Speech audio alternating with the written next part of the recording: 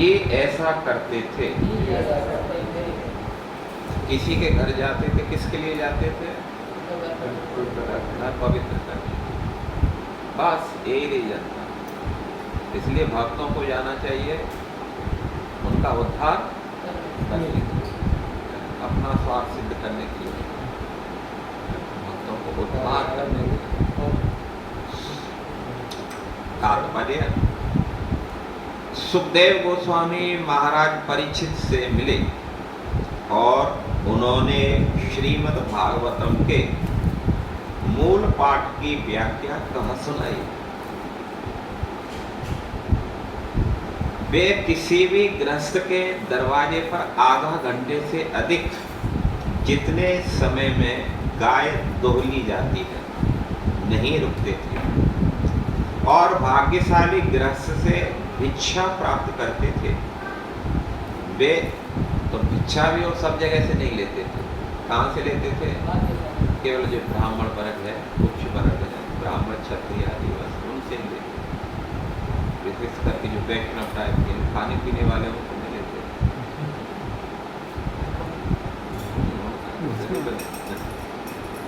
बुद्धि को भ्रष्ट करे,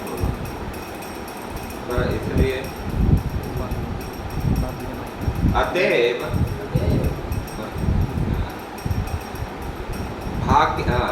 और भाग्यशाली गृहस्थ से भिक्षा प्राप्त करते थे। वे अपनी शुभ उपस्थिति से उस घर को पवित्र करने के लिए ऐसा करते थे।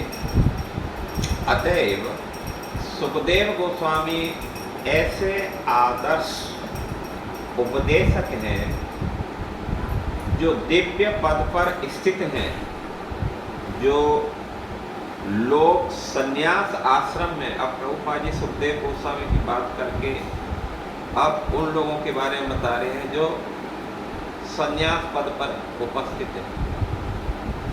हालांकि संन्यास सुखदेव गोस्वामी ने संन्यास नहीं लिया है, लेकिन फिर भी वो सन्यासी है, बचपन से है वो सन्यास। संन्यास, सम्यक न्यास, जिसने भौतिक परिस्थितियों का या भौतिक वस्तुओं का पूर्ण रूप से त्याग कर दिया, मन से भी त्याग कर दिया, वो जो है सह सन्यासी च योगी च न निरग्नि न च प्रिय, वो सन्यासी नहीं जो है आराम से बैठा है, न सेवा करना, न पूजा करना, जप करना, आ जाता है, खा पी लेता है वो नहीं, न निरग्नि न च प्रिय। तो यहाँ जो है सुखदेव गोस्वामी ऐसे आदर्श उपदेशक हैं जो दिव्य पद पर उपस्थित हैं।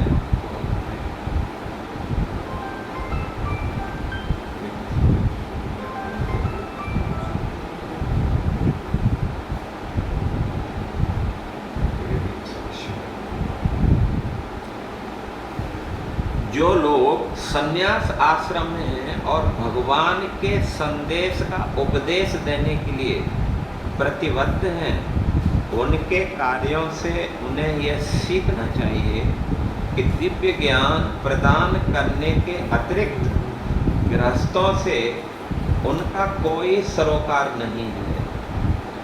गृहस्थ से भिक्षा मांगने का उद्देश्य उनके घर को पवित्र करना होना चाहिए। जिस मनुष्य ने संन्यास ग्रहण कर लिया है, उनको चाहिए कि वह गृहस्थ को सांसारिक संपन्नता से आकर्षित होकर, गृहस्थों की सांसारिक संपन्नता से आकर्षित होकर सांसारिक मनुष्यों का गुलाम न बन जाए। जो मनुष्य संन्यास आश्रम ग्रहण कर चुका है, इसके लिए ऐसा करना विषपान तथा आत्महत्या से भी अधिक घातक है। बताइए, जो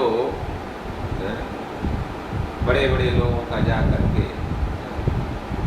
और धनाढ़ लोगों के यहाँ जो देखता रहे तो बहुत पैसे वाले हैं, कुछ ले लो इससे, ले लो तो अच्छी बात है, ठाकुर जी की सेवा में लगाना ये तो कोई बहुत अच्छी बात है, लेना भी चाहिए, क्योंकि इससे हम उनका ही उद्धार कर रहे हैं, हम अपना कुछ नहीं कर रहे हैं। लेकिन कुछ स्वार्थ बस नहीं उनके यहाँ होना चाहिए और उनसे कुछ अपना स्वार्थ सिद्ध नहीं करना चाहिए। यदि हम ऐसा करते हैं तो प्रभुपाद जी लग रहे हैं विष पीने से, विष पी करके मरता है और आत्महत्या से भी अधिक बात है, उससे ज़्यादा आत्महत्या। विष पीने से तो शरीर मर जाता है कम से कम, लेकिन आत्महत्या का मतलब और पतन कराना। जिसका आत्मा ही पतित हो गया तब तो फिर उसके बारे में तो कहा ही क्या जाए, उसका फिर कल्याण नहीं हो सकता। तो ओम ज्ञानम तिमिरांधस्य ज्ञानम जनाशलाकया चक्षु उन्मीलितं येन तस्मै श्री गुरुवे नमः। नमः ओम विष्णुपदाय कृष्णपृष्ठाय भूतले श्रीमते भक्तिवेदांत स्वामी इति नामिने। नमस्ते सरस्वती देवे गौरवाणी प्रचारिणे निर्विशेष शून्यवादी पाश्चात्य देशतारिणे। हे कृष्ण करुणा सिंधु दीनबंधु जगतपते गोपेश गोपिका कांत राधा कांत नमोस्तुते। इसका थोड़ा सा बेस तप्त कांचन गौरांगी राधे वृंदावनेश्वरी वृषभानुसुते देवी प्रणमामि हरि। आराध्य भगवान ब्रजेश तनय ततधाम वृंदावनम रम्या कांचित उपासना ब्रजवधू परगेण या कल्पिता। श्रीमद्भागवतं प्रमाण अमलं प्रेमा पुमार्थो महा श्री चैतन्य महाप्रभु मद्मितं तत्रादरौ न परः। वाञ्छा कल्पतरुभ्यश्च कृपा सिन्धुभ्य एव च पतितानां पावनेभ्यो वैष्णवेभ्यो नमो नमः। जय श्री कृष्ण चैतन्य प्रभु नित्यानंद श्री अद्वैत गदाधर श्रीवासादि गौर भक्त वृंद। हरे कृष्णा कृष्णा कृष्णा हरे हरे, हरे राम राम राम हरे हरे। मुखं करोति वाचालं पंगुलं लयते गिरिं यत्कृपातमहं वन्दे परमानन्द माधव श्रीगुरुदीनतारिणं। यं प्रव्रजन्तमनुपेत अपेत कृत्यं द्वैपायनो विरह कातर आजुहाव। पुत्रेति तन्मतया तर्वोऽभिनेदु तं शरवभूत हृदयं मुनिमानतोऽस्मि। तं शरवभूत हृदयं मुनिमानतोऽस्मि। कृष्णाय वासुदेवाय परमात्मने प्रणतोऽस्मि। गोविन्दाय नमो नमः।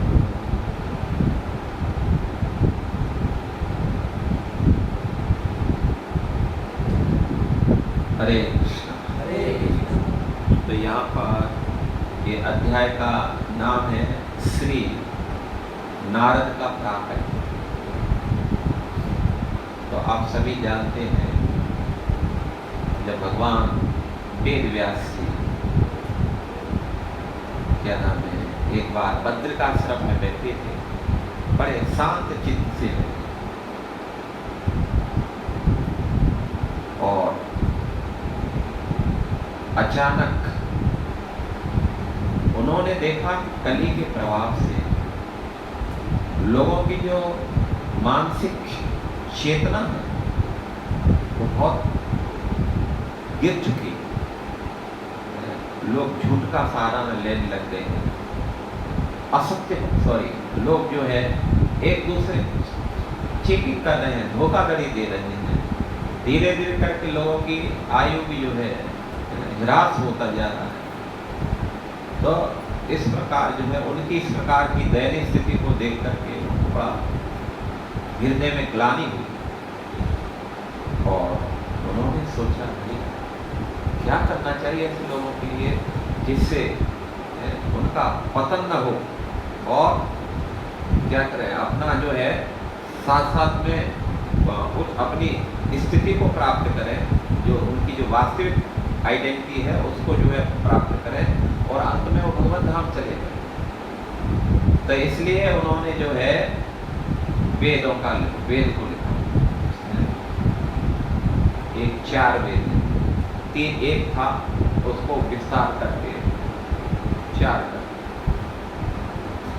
लेकिन वहां भी संतुष्टि नहीं हुई। फिर उन्होंने जो है पुराणों को लिखा, 17 पुराण लिखे, उपनिषद लिख दिए, और भी उन्होंने देखा कि भाई ये तो बड़ा है, सबके लिए संभव नहीं है। जो ज्ञान है ना, ये बड़ा हाई क्लास का ज्ञान है।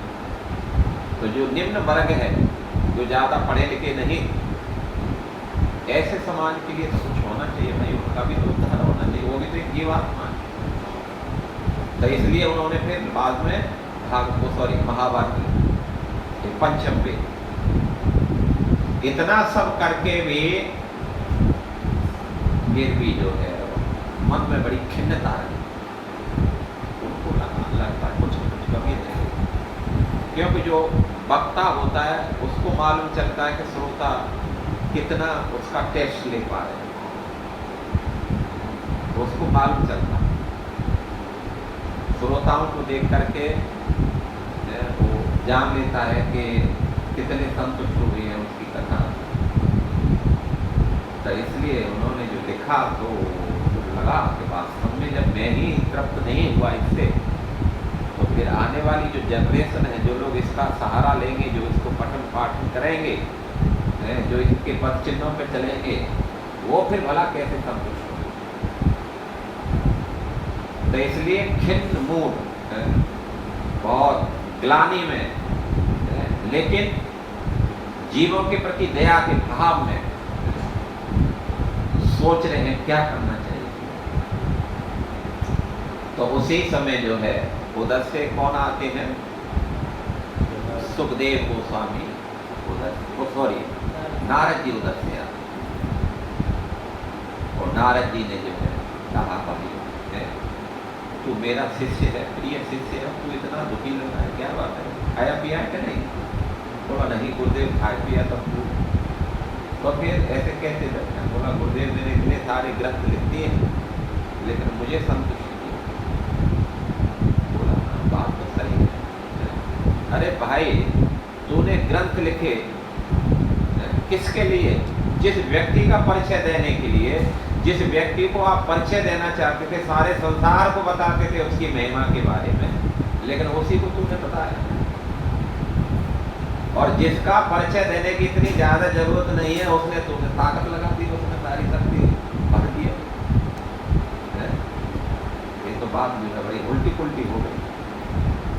कोई जो है चीफ गेस्ट आए, उनका जो है असिस्टेंट आया, तो चीफ गेस्ट की तो प्रशंसा नहीं की, असिस्टेंट की प्रशंसा किए जा रहे दमदमा करके। वो भी सोचे भाई काम हो गया लेकिन नहीं, तो होना चाहिए भाई जिसका प्रसंग है उसी पर चर्चा होना चाहिए। जैसे मैं लुढ़क गया हूँ, प्रसंग है कुछ चल रहा हूँ मैं कहीं, तो बात ये थी जो है नारद जी ने कहा ना चित्तवत्र पदम हरेर यशो जगत पवित्रम करणीत, क्या है, न वच चित्र पदम हरेर यशो जगत पवित्रम करणीत करचित तत्वायसम न यत्र हंसा निर्मक शिक्षक। अर्थात जो वाणी हो सकता है कि उसमें अलंकारमयी भाषा न हो, सादा सादा, लेकिन भगवान हरि का गुणगान नहीं कर रही है, मतलब अलंकारमयी भाषा को हम प्रयोग कर रहे हैं, वो मतलब बजा करके साज बाज से उसके गा रहे हैं, लेकिन उसमें कृष्ण से कुछ लेना देना नहीं। तो वो संसार पर कोई प्रभाव नहीं डालता। लेकिन जो वाणी भगवान की दिव्य लीला कथाओं से ओतप्रोत रहती है, चाहे हो सकता है कि वो सूखी भाषा में क्यों न हो सकता है उसमें अलंकारमयी भाषा उसमें लिप्त न हो, मिक्स न हो, लेकिन फिर भी भगवान की लीला कथाओं का यदि गुणगान कथा है, इस सारे संसार में तहलका मचा देती है।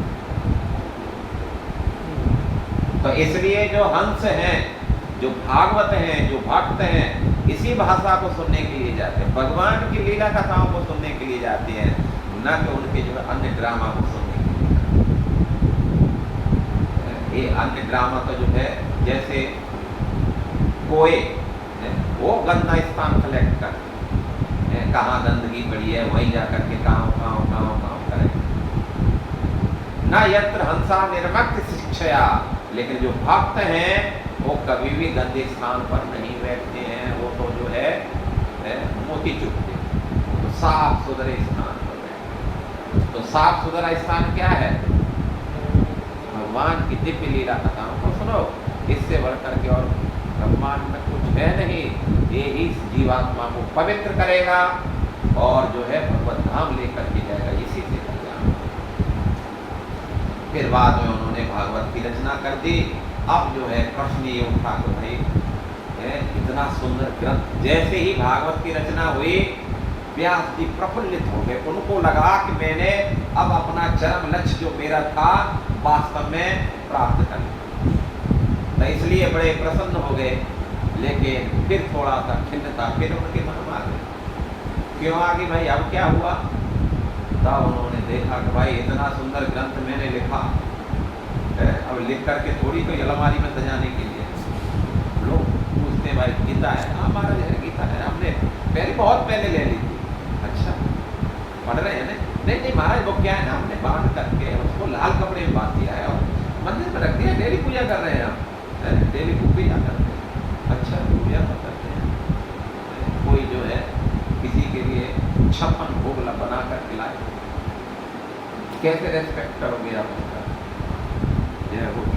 आपकी प्रणाम, ठीक है, कैसा लगेगा जिसने बनाया हो?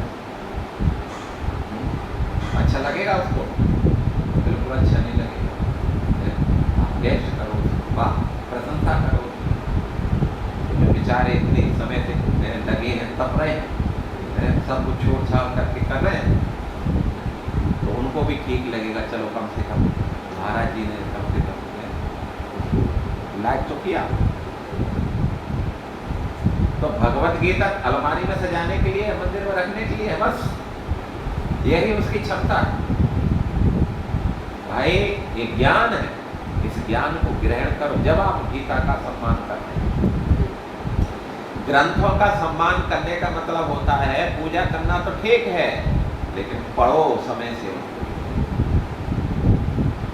तब जा करके वो प्रसन्न हो। तो इसलिए व्यास देव जी खिन्न हो गए, भाई इतना बड़ा ग्रंथ मैंने लिखा, अद्भुत ग्रंथ लिखा, लेकिन अब प्रश्न ये आता है कि इसको मैं किसको पढ़ाऊं जो दूसरों को पढ़ा सकूं?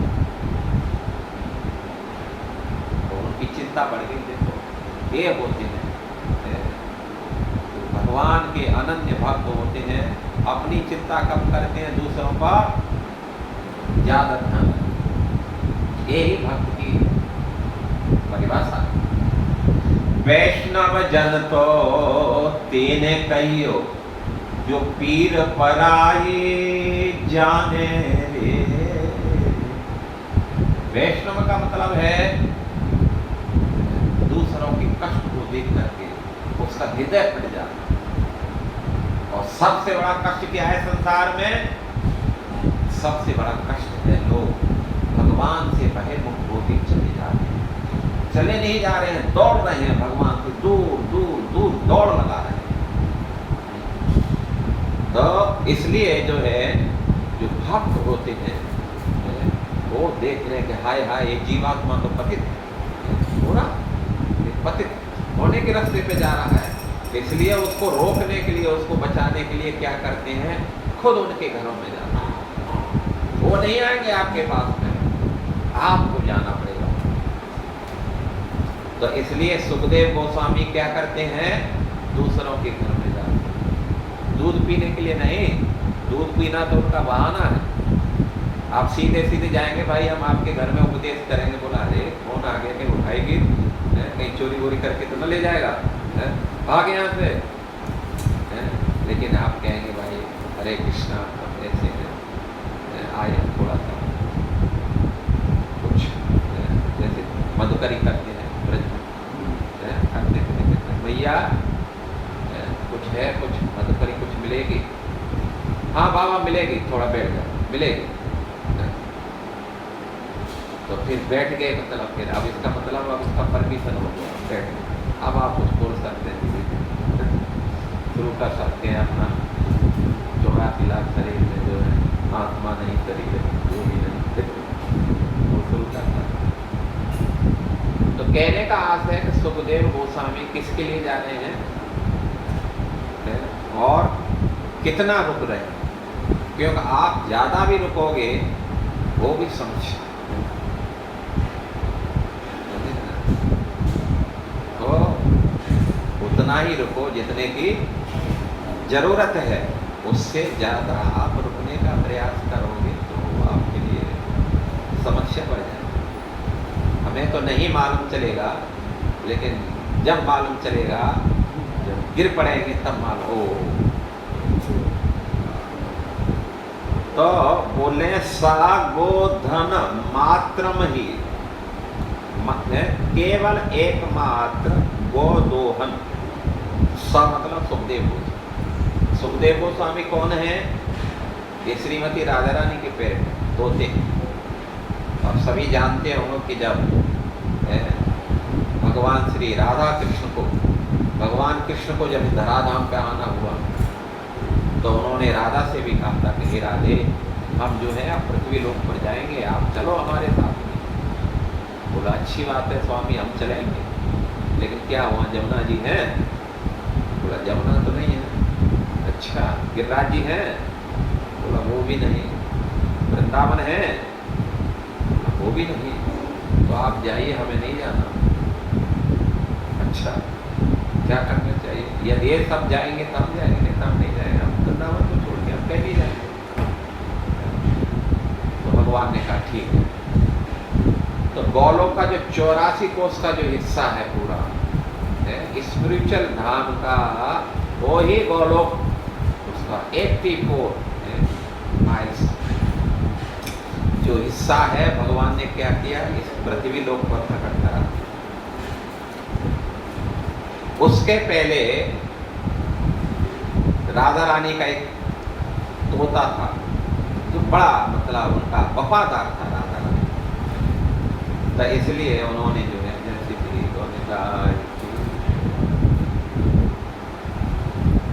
तब राधा रानी ने कहा कि देखो सुख, तुम पृथ्वी लोक पर जाओ, मृत्यु लोक में जाओ, तुम्हारी बहुत जरूरत है। बोला नहीं मैं तो नहीं जाऊंगा। बोला नहीं तुम्हें जाना पड़ेगा, और मैं आपको छोड़ के जा ही नहीं सकता,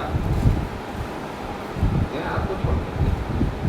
उन्होंने कहा ठीक है मैं भी आती हूँ, लेकिन तेरा जाना बहुत जरूरी है, क्योंकि तू नहीं जाएगा तो इसने पतित लोग पड़े हुए उनका उद्धार कैसे, क्योंकि तू ही उनके उद्धार का कारण बनेगा, क्योंकि श्रीमद् भागवत को तू ही संसार में प्रचार प्रसार करेगा।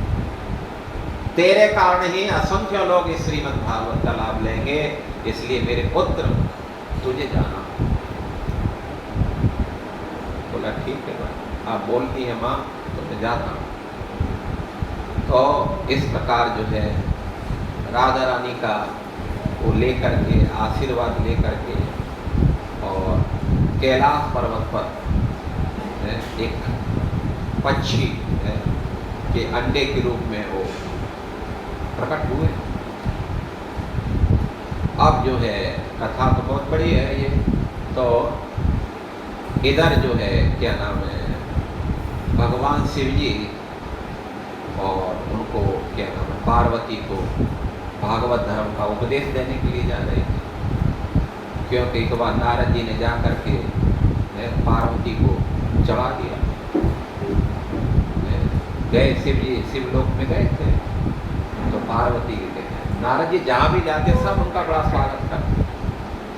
जहाँ भी जाएंगे, आप देवता में जाएंगे तो देवताओं को ऐसे लगेगा इससे वफादार हमारा कोई नहीं। जब असुरों के यहाँ जाएंगे तो उनको ऐसा लगेगा इससे वफादार हमारा कोई नहीं। जहाँ भी जाते हैं सब जगह उनका सम्मान होता है।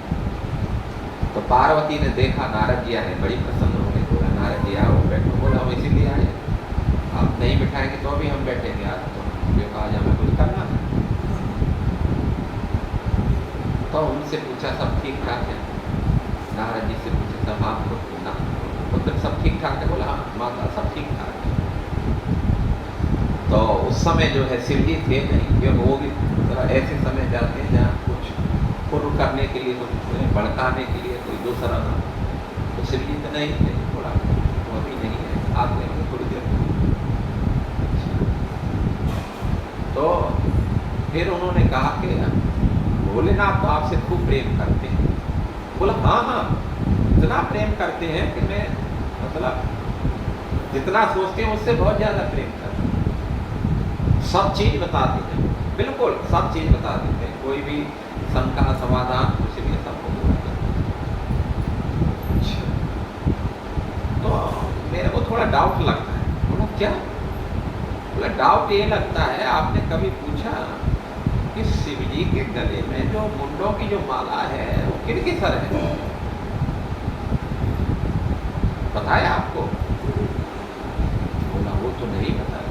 फिर आप बोल रही है वो तो सब चीज बता देते। क्या बता? उनको इतना गले में डाल करके घूम रहे हैं, इतनी बड़ी माला, और वो भी सरों की है। कोई सर की माला डाल के घूमे तो हर कोई पूछे भाई ये क्या बात है, किसके सर है? और आपने पूछा ही नहीं ना, उन्होंने बताया। और आप बोलते हैं जो पूछते हैं उसको बता देते, नहीं पूछते वो सब बता देते। क्या बता देते हैं? हाँ बात तो सही है। बात कहते कह करके बोला पता करो किसकी। चले गए। नारद जी ने मुंह फुला लिया। तो अब उनको तो थोड़ा सा मौका मिलना चाहिए। तुरंत तो मुंह फुला के बैठ गए। जी आए, पार्वती को देखकर समझ गए कोई न कोई आया है, और कोई न कोई को आना है। नारद आया, वो तो जानते हैं। तो नारद ही ऐसे हैं जो है कितना भी प्रेम क्यों न हो उसमें दरार डालने के लिए परफेक्ट कैंडिडेट है। तो पार्वती सब ठीक ठाक है। बोला जी क्या ठीक है? अरे तो इतना नाराज कैसे है? बोला नाराज नहीं होंगी तो क्या होंगे? अच्छा कोई आया था क्या? कोई नारद तो नहीं आए। बोला नारद आए या नहीं आए पहले ये बताइए कि आप जो है हमसे प्रेम करते हैं। आप बोलते हैं मैं बहुत प्रेम करता हूँ, लेकिन आज तक तुमने ये नहीं बताया ये माला के गले में तुम्हारे जो सरों की जो माला है वो किनके सर है? अच्छा लगता है नारद बोल के गया है क्या? बोला नहीं नारद बोल के गया है ना गया है आपने बताया क्यों नहीं? पार्वती ने कहा, पूछा तो शिव जी ने कहा पार्वती तू ये जानना चाहती है किसके सर है? सुन ये तेरे सर है। मेरे सर? बोला हाँ ये तेरे सर है। तब जो है फिर आपके सर? मैं तो मरता नहीं। और मैं? बोला ये सर है, कितनी बार मर चुकी है, जितनी बार मरी है उतने सरों को लेकर के मैं अपनी माला में उसको लगा लेता। आप मरते नहीं, मैं हर बार मर रही हूँ, ये कैसे? बोला ये नहीं नहीं इसको बताओ, कारण बताओ, ऐसा कुछ बताओ जो मैं भी न मरूं। तब उन्होंने कहा मैं इसलिए नहीं मरता क्योंकि मैं भगवान की कथा को श्रवण करता हूं। मैंने क्या किया है, इस भगवत कथा को जो है अपने हृदय में धारण करके रखा है, इसलिए मैं नहीं मरता। तब कथा अमृतम। इसने मुझे अमृत मतलब क्या बना दिया है, अमर बना दिया है इसको। तब मुझे भी सुनाओ। बोला नहीं, ये बड़ा गुप्त चीज है, ठीक है मैं तुझे सुना तो दूंगा, लेकिन जो भी उसमें सुनेगा वो भी अमर हो जाएगा, इसलिए किसी गुप्त स्थान पर सुनाना पड़ेगा, नहीं तो जिसने सुना हो गया वो तो अमर हो गया फिर। ठीक है, कैलाश पर्वत पर जा करके जो है उन्होंने क्या किया, अपना डमरू बजाया, डम डम डम डम डम डम। जो पक्षी थे भयभीत होकर के सब भाग के उड़ा, लेकिन वो जो है जो अंडे में था वो तो नहीं भागा। और अब जो है शिव जी ने कंडीशन रखी कि मैं कथा कहूँगा, लेकिन हुंकारा देना पड़ेगा। जब तू हुंकारा बंद कर देगी तो मैं बंद कर दूँगा। बोला हाँ क्यों नहीं, कर देंगे, मुझे अमर होना है ना, थोड़ी मेरे को बंदा मरते रहना है बार बार, हुंकारा दूंगी बराबर। अब कथा शुरू हुई तो हुआ ये था कि जैसे कथा शुरू हुई और उधर जो है उस बच्चे का निकलना हुआ, उसका अंडा फूट करके जन्म हुआ उसमें। अब जो है कथा शुरू हुई, अब धीरे धीरे करके पहला स्कंद, दूसरा स्कंद, तीसरा स्कंद, 9वें स्कंद तक तो उसने बड़ा जैसे तैसे करके रही। 10वां स्कंद आते आते उनकी आंखें लग गई। अब जो है देखा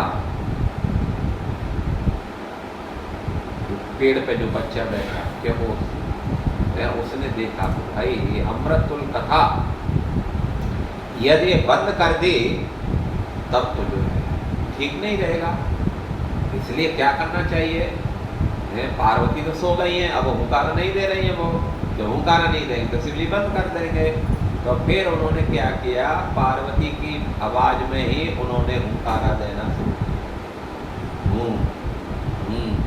और शिव जी तो अपना आंख बंद करके ध्यान को करके कथा सुनाए, उनको क्या मालूम कौन हुंकारा देगा, हुंकारा चाहिए उनको, तो उन्होंने तो ये नहीं कहा था कि जो कौन देगा। तब जो है अब जो है हुंकारा चालू हो गया। शिव जी सोच रहे हैं कि पार्वती खूब सुन रही है मन लगा करके। अब शिव जी को क्या मालूम पार्वती समाधि में चली गई। तब जो है जब अंतिम श्लोक आया, नाम संकीर्तन यस्य सर्व पाप प्रणाशनम प्रणामो दुख समनम तम नमामि हरि परम। ये जब श्लोक बोला, ग्रंथराज श्रीमद् भागवतम महापुराण की जब ये हुआ तो यहाँ अरे समाप्त हो गया। बोला हाँ, बोला 9वां 10वां इसका तो खत्म हो गया, बोला 12वां हो गया, नहीं सुन रही थी क्या? बोला नहीं जी मैं तो क्या नाम है आपके 9वें स्कंद में सो गई। तो कौन सुना मालूम नहीं। तब तो शिव जी ने अपना त्रिशूल उठा लिया, कौन सुन रहा थे, हुंकारा कौन मार रहा था। अब जैसे ही उन्होंने त्रिशूल उठाया तो बच्चा डर गया। अब डर से वो भागा, इधर शिव जी भागे और वो बच्चा आगे आगे, शिव जी पीछे पीछे, इसको छोड़ूंगा नहीं, इसने कथा को चुरा लिया मेरी को। अब तो जो है उसके भागते भागते उधर जो है व्यास जी की पत्नी जो थी वो बेचारी, वो भी कुछ काम धंधा करके थक गई, हारी सो गई, उसका भी मुंह थोड़ा सा खुला था। देखा दौड़ते हुए और क्या किया, उनके मुंह में ही प्रवेश कर गए। तो मुंह में प्रवेश कर गए तो वो ही आगे चल करके कौन बने, सुखदेव गोस्वामी। तो इस प्रकार जो है सुखदेव गोस्वामी अब वहाँ से जो है शिव जी पहुँच गए तुरंत। यहाँ एक बच्चा आया है, क्या नाम होता वो, तो उन्होंने देखा व्यास जी ने, उनको तो नहीं मालूम चला, उनको तो मालूम चला कोई प्राइवेट पेट में तो गया है, कौन गया उनको तो नहीं मालूम। व्यास जी ने देखा, बोला हाँ आया तो नहीं, बोला निकालो उसको, मैं मार के जाऊँगा। बोला क्यों? उसने कथा सुन ली है, वो अमर हो गया। व्यास जी ने कहा क्या बात कर रहे थे, आप तो बड़े आश्चर्य वाली बात, लगता है कुछ ज़्यादा पी लिए क्या? बोला नहीं नहीं, आप तो मैंने पी नहीं, वो कथा सुना रहा था। तो कथा सुना रहा था, इस बात को आप बोले को अमर हो गया और उसको आप मानना चाह रहे हैं, ये तो बड़ी अद्भुत बात है भाई, जो अमर हो गया उसको मार कैसे सकते हो आप? बोला हाँ ये बात तो है, वो तो नहीं मरेगा, तो नहीं मरेगा तब जो है हरि बोल करके जाओ। तो फिर वो क्या नाम है, वो तो लौट जाते हैं और फिर कालांतर में फिर सुखदेव गोस्वामी का प्राकट्य होता है और प्राकट्य होकर के उसी समय माँ के गर्भ से निकल करके 12 साल तक माँ के गर्भ में रहे और उस आ रहे हैं, मतलब जा रहे हैं। तो इस कथा को जो है सूत गोस्वामी सौनक आदि ऋषियों को जब कथा सुना रहे थे तो उन्होंने प्रश्न किया था, सौनक आदि ऋषियों ने सूत गोस्वामी से, कि जब व्यास जी ने इतना बड़ा ग्रंथ लिख दिया 12 स्कंद में, तो फिर उन्होंने इतने बड़े दिव्य ग्रंथ को किसको सुनाया, किसने इसका प्रचार प्रसार किया? तो वहां से जो है इस बात की सौनक आदि ऋषियों के प्रश्न से हो रही है। तो उन्होंने कहा कि उनका जो पुत्र है सुखदेव गोस्वामी, वो तो शुरू से ही विरक्त थे, जन्म लेते ही वो तो जंगल में चले गए थे, उनको तो कुछ संसार से अटैचमेंट नहीं था। फिर तो कैसे जो है वो जो है फिर दोबारा से उस संसार के प्रति उनका आकर्षण बढ़ा, उन्होंने इस दिव्य ग्रंथ को कंठस्थ किया। एक कैसे संभव है, एक मतलब समझ में नहीं आ रहा, क्योंकि ऑलरेडी वो तो जंगल में जा चुके थे, फिर कैसे जो है इस भागवत को सुनने के लिए उनका आकर्षण बढ़ा। तो ये सारे जो है प्रश्न उनके द्वारा कह रहे हैं। दूसरी बात ये है कि वो तो मान लीजिए किसी को कुछ सुनाना भी है तो वो तो ज़्यादा नहीं रुकते, आधे घंटे से ज़्यादा नहीं रुकते हैं। अब ये आधे घंटे की कथा थोड़ी है, आधे घंटे में तो एक श्लोक भी नहीं होता है। तो फिर इतने बड़े दिव्य ग्रंथ को कैसे चलते चलते क्या उनको पढ़ा रहे थे, तो कैसे वो याद किए, कैसे वो बिठा करके ये, तो यही बात यहाँ बता रहे हैं कि बोल रहे हैं गोदन मात्रम ही ग्रहेषु गृह मेधिनाम, ग्रहेषु गृह मेधिनाम, जो गृहस्थी हैं, जो घर गृहस्थी में बेचारे फंसे हुए हैं, जिनको कोई ज़्यादा मतलब भजन से लेना देना नहीं, तो ऐसे व्यक्तियों के यहाँ सुखदेव गोस्वामी जाते थे। किसके लिए जाते थे? तो वो दूध के लिए दूध है भिक्षा के रूप में थोड़ा सा दूध मांगते थे, एक आधा गिलास बस। तो इस बहाने को लेकर के उनके पास में जाते थे और आधा घंटा मात्र रुकते थे। तो इसमें बोलते हैं अवेक्षित महाभाग तीर्थ कुर्वन्ति तत् आश्रमम। तो इस प्रकार जो है उतना ही वो प्रतीक्षा करते थे महाभाग्यशाली परम भाग्यशाली सुखदेव गोस्वामी तीर्थे कुर्वन तत् आश्रमम, तत् आश्रम उनके घर को क्या करने के लिए? तीर्थी कुर्वन, तीर्थ बनाने के लिए, पवित्र करने के लिए इतने समय तक हो जाता। तो प्रभुपाद जी जो है पहले तो ये जानना चाहिए कि एक मतलब सुखदेव गोस्वामी एक परम भागवत, उनसे जो है हमें शिक्षा लेना चाहिए। प्रभुपाद जी ने उसी को ही क्या नाम है इसमें तात्पर्य में विशेष करके दिया है कि जो सुखदेव गोस्वामी हैं पहला किसी गृहस्थ के यहाँ जा रहे हैं उनका कल्याण करने के लिए, ये उनका उद्देश्य है। दूसरा ये है कि जो जाते भी हैं उनका कितना रुकते हैं? बस जितना जरूरत है उतना, मतलब आध घंटे में गाय धोई जाती है, इसलिए आध घंटे का मतलब हमें इतना लेना चाहिए, हम जितना ज़रूरत है हमें मतलब कुछ समझाना है, बोलना है, तो उतना ही हमें उनके पास में जाना चाहिए। उससे जैसे ही अपना कार्य संपन्न हुआ वहाँ से हमें वापस आ जाना चाहिए। तो तीसरी बात ये बोल रहे हैं यहाँ पर जो है प्रभुपाद जी उसमें बोल रहे हैं कि जो विशेष करके जो सन्यासी हैं, जो प्रचारक हैं, उनको इस बात का विशेष ध्यान रखना चाहिए। प्रभुपाद जी उपदेश कर रहे हैं कि जिस मनुष्य ने संन्यास ग्रहण कर लिया है उनको चाहिए कि गृहस्थ की सांसारिक संपन्नताओं से आकर्षित होकर सांसारिक मनुष्यों का गुलाम न बनो। उनके वैभव को देख करके, उनके ऐश्वर्य को देख करके उनका गुलाम नहीं बनना चाहिए। दूसरी बात बता रहे हैं, जो मनुष्य संन्यास आश्रम ग्रहण कर चुकता है, इसके लिए ऐसा करना विषपान तथा आत्महत्या से भी अधिक घातक है। क्योंकि बेचारे वो तो घर गृहस्थी में फंसे हुए हैं, दूसरा हम जा करके उनका गुलामी करें, हम जा करके वहाँ रुकें, तो ये मन जो है संसार की वस्तुओं को बहुत जल्दी कैच कर लेता है। भागवत कथा में इतना मन नहीं लगेगा, लेकिन अभी हम पेपर पढ़ रहे होते तो एक एक शब्द को कंठस्थ हो जाता। अच्छा वहाँ ये हुआ, उस नेता ने फिर क्या बोला, उसने सब उसने सब, फिर वहाँ क्या हुआ, बोला वहाँ थोड़ा सा कावड़ वालों पर जो है वो दूसरे समुदाय के लोगों ने अटैक कर दिया। अच्छा अटैक किया, फिर क्या हुआ आगे, योगी ने कुछ किया कि नहीं किया, बदलाव का को पूरा उधेड़ करके रख देते हैं। तो मन जो है, तो शास्त्र बोलते हैं कि व्यक्ति को उठने में मानो मतलब 50 वर्ष लगते हैं।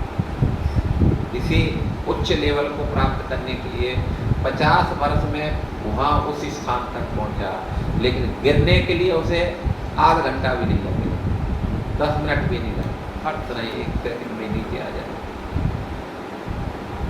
तो इसलिए भक्तों को बहुत विशेष करके सावधान रहना चाहिए, क्योंकि जैसे भरत महाराज उन्होंने एक पृथ्वी के सम्राट थे, उन्होंने उसका त्याग कर दिया, बचपन में ही जवानी अवस्था में उन्होंने गृहस्थ को छोड़ दिया, राजपाट का त्याग कर दिया और वहाँ आकर के रहने लगे, क्या नाम, गंडकी नदी के, लेकिन वहाँ एक हिरण के प्रति आकर, हिरण तो फिर भी ठीक, वो तो एक जानवर है, ठीक है उसमें, लेकिन गृहस्थ वहाँ आकर्षण तो और अधिक प्रबल है।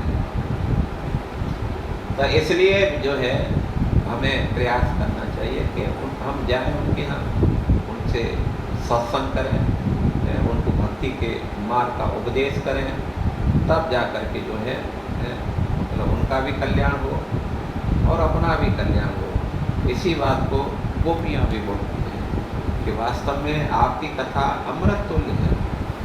ये जो है, जो संसार में दग्ध हो रहे हैं, जो मृत प्राय हैं, उनको जीवन दान देने के लिए ये अमृत एक टॉनिक।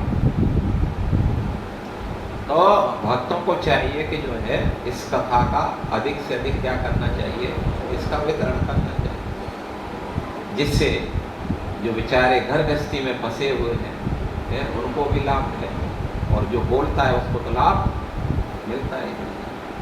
तो हमें जो है इसी से एक शिक्षा लेना चाहिए कि जैसे सुखदेव गोस्वामी कहीं जा भी रहे किसी के यहाँ उपदेश देने के लिए, उनको पवित्र करने के लिए, उनके ऊपर कल्याण करने के लिए, उनका हित करने के लिए जाते हैं। तो इसलिए भक्तों को मान लीजिए संसार में कुछ कार्य के लिए जाना, हम तो प्रचारक हैं और जाते ही हैं, तो हमें बहुत सावधानी बरतनी चाहिए। हरे कृष्ण। किसी का कोई प्रश्न है, कुछ पूछना चाहेंगे आप?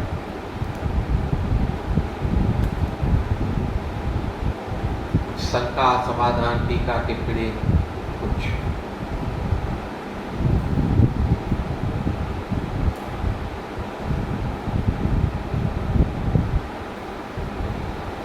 समाप्त करते हैं। ग्रंथराज श्रीमद् भागवतम महापुराण की जय, प्रभुपाद की जय, हरि ओम।